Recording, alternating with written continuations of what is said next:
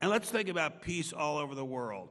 Richard Nixon, the staunchest of staunch anti-communists, shocked the whole planet by traveling to China to meet Mao Zedong and Zhou Enlai.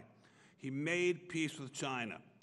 By doing that, he accomplished many, many things. One was he started a gradual process of lifting, still going on, a process far from finished, of lifting the tyranny, the burden of tyranny of the more than 1 billion Chinese, that the Communist Party has over more than 1 billion Chinese.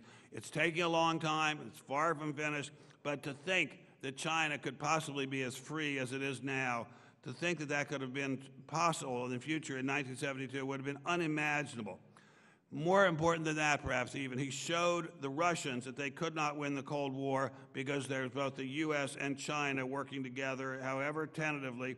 And when the Russians realized that they were stalemated, that made possible the end of the Cold War and the end of the Soviet Union under two truly great American presidents, Ronald Reagan and George H.W. Bush, all put in place by the genius of Richard Nixon.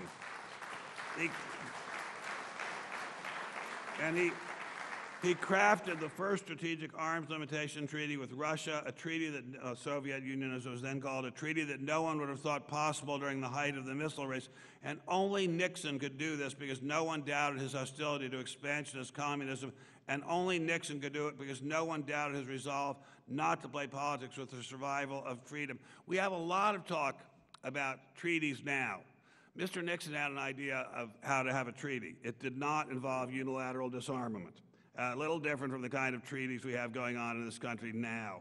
But only Nixon, they say, could go to China. And he said that. And it was right, totally right. And only Nixon could end the war in Vietnam and start strategic arms talks and treaties with Russia because people knew he was on our side.